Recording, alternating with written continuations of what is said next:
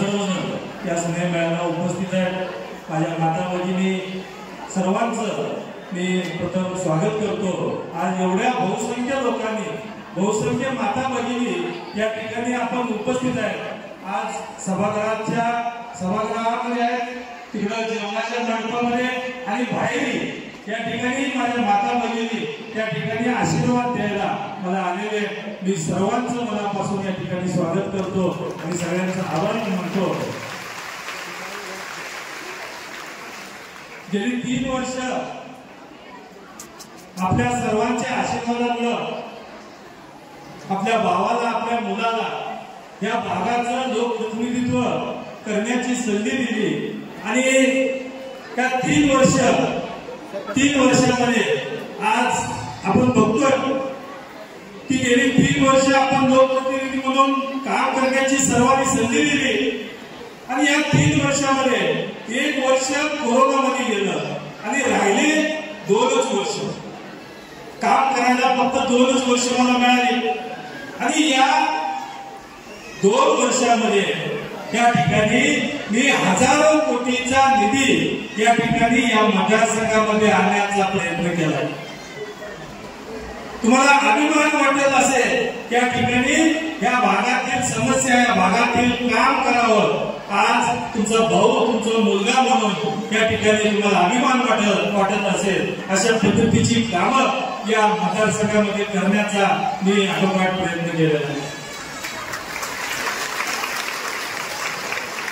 त्या 3 वर्षामध्ये आपल्या सगळ्यांना भेटावं, आपल्याशी हिंदूच करावा, आपल्याशी संवाद साधावा असं मनातून खूप वाटत होतं.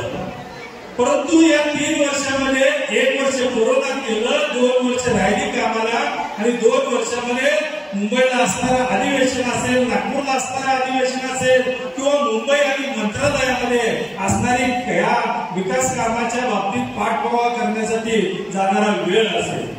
यामुळे हा आपला स्नेह मेळावा करण्याचं थोडंसं पुढे आलं आणि रक्षाबंधनाचं औचित्य साधून या ठिकाणी माझ्या माता भगिनीशी संवाद साधावा, स्नेह मेळावा घ्यावा याकरता आज हा स्नेह मेळावा आयोजित केलेला.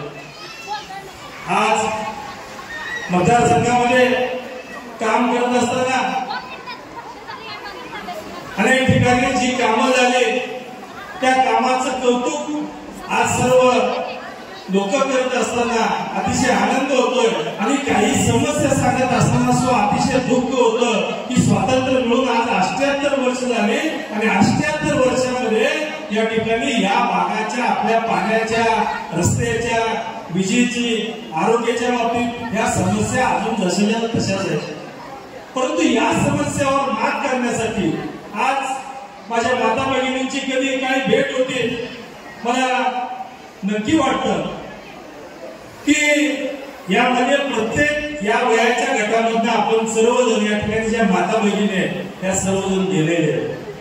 मला नक्की वाटतंय की माझ्या घरात, माझ्या कुटुंबात झालं की आम्ही बहीण भावंड या ठिकाणी कुटुंबामध्ये ज्या वेळेला तिचं लग्न व्हायचं होतं आमची कायम घरात भांडणं होत होती. परंतु भांडणं होत असताना ज्या वेळेला तिचं लग्न झालं आणि लग्न झाल्यानंतर आमचा भाऊ बहिणीचा जी गळा भेट जो उंबरला होता त्या ठिकाणी त्याचे एवढं दुःख तर म्हणजे त्यावेळेला झालं नाही. कारण भाऊ बहिणीचं कितीही नातं, कितीही घरात आपण भांडतोय करतोय, पण ज्या वेळेला बहीण लग्न करायला दुसऱ्या घरी जाते त्या वेळेला खरं म्हणजे एकमेकाला गळ्यात पडून असणारे जे आंबरडे याकडे सुद्धा मी या ठिकाणी बघितलं. माझ्या माता भगिनी या ठिकाणी काम करत असताना आपल्या कुटुंबाचा उदरनिर्वाह चालवण्याकरता घरात कुटुंब प्रमुखापेक्षा सुद्धा महत्वाची भूमिका त्या ठिकाणी पार पाडतात. आज मुलं सांभाळणे असेल, कुटुंब घर सांभाळणे असेल, शेतीवाडी सांभाळणे असेल, याकरता सुद्धा कुटुंबाचा गाडा चालवण्यासाठी दुग्ध व्यवसाय असेल, गुरढोरं पाळायचे असतील, शेळी पालन करायचं असेल, कोंबड्या पाळायच्या असतील तरी सुद्धा त्याच्यावरती आपला संसार करणाऱ्या सुद्धा माझ्या माता भगिनी या ठिकाणी आहेत. आज एवढ्या कष्टातून या ठिकाणी तुम्ही करता आणि याला कुठेतरी जोड असली पाहिजे, त्याला माझ्या भावा, माझ्या बहिणीला, माझ्या मातेला या ठिकाणी आधार देण्याची भूमिका या ठिकाणी आपला लोकप्रतिनिधी म्हणून मी कायम सतत प्रयत्नशील असतो आणि यापुढे सुद्धा 100% तशाच पद्धतीने प्रयत्नशील राहणार. मतदारसंघामध्ये अनेक कामं करत असताना आज आपण बघतोय भीमा नदीच्या काठची आपली सगळी गावं, या नदीवरती जर त्या ठिकाणी माचनूरचा बंधारा सोडला तर मध्ये आणि कुठं सुद्धा बंधारा नाही. 20 किलोमीटरचा अंतर आहे आणि 20 किलोमीटर मध्ये शेवटचा बंधारा म्हणजे आर्डीचा बंधारा. त्या 20 किलोमीटर मध्ये एकही बंधारा झाला नाही. त्याच्यावरती किती वेळा खरं म्हणजे त्याच्यावर आवाज उठवला नाही, कारण विधान सभागृहाच्या पटलावर त्या ठिकाणी बघायला मिळतं की या बंधाऱ्याची निर्मिती आजपर्यंत का झाली नाही, कोणी प्रश्न का उपस्थित केला. ह्या बंधारा निर्माण करत असताना आता आपण सांगत होता की तामदडी खरं म्हणजे ही बाब तामदडी बंधारा होणं शक्य नव्हती, परंतु राज्याचे उपमुख्यमंत्री देवेंद्रजी फडणवीस साहेब यांनी या ठिकाणी ते मंत्री महोदय असतील, त्या खात्याचे मंत्री महोदय असतील, त्या ठिकाणी विधान भवनामध्ये जो आपण आम्हाला अधिकार असतो, प्रत्येक लोकप्रतिनिधीला असतोय, तो अधिकार भांडण्याचा, तुमच्या मतदारसंघातील ज्या अत्यावश्यक समस्या आहेत त्या समस्या त्या ठिकाणी मांडायच्या आणि त्या सोडवून घ्यायच्या, त्याकरता ते अधिवेशन असतं, त्याकरता ते सभागृह असतं. परंतु या सभागृहामधून माझ्या मतदारसंघाला काय मिळतं, एखादं काम होणं शक्य नाही, नियमात बसत नाही, सरकारी कोट्यात बसत नाही, परंतु ते सरकारी नियमात आणि सरकारी कोट्या हे बसवून महाराष्ट्राच्या तिजोरीमधनं त्या ठिकाणी माझ्या मतदारसंघाच्या विकासासाठी जो पैसा आणल, खरं म्हणजे तोच खरा लोकप्रतिनिधी असतो.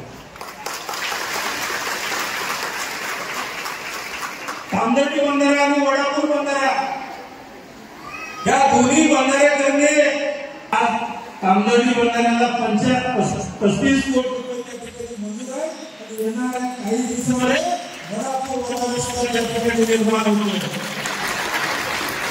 आज तामदडीमधून पाणी आलं नसतं, त्या ठिकाणी शेतकऱ्याला त्रास होतोय. सगळ्या होत असताना त्या ठिकाणी आपण बघतोय शेतकऱ्याची अडचण, कधी लाईटची अडचण, रात्री लाईट असते, दिवसा लाईट नसते.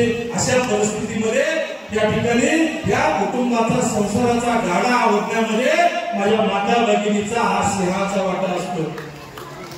आज गेल्या 40 वर्षापासून मंगळवेढा तालुक्याची प्रामुख्याने मागणी आहे की मंगळवेढ्याच्या दक्षिण भागाला या ठिकाणी सिंचनासाठी आणि पिण्यासाठी पाणी पाहिजे.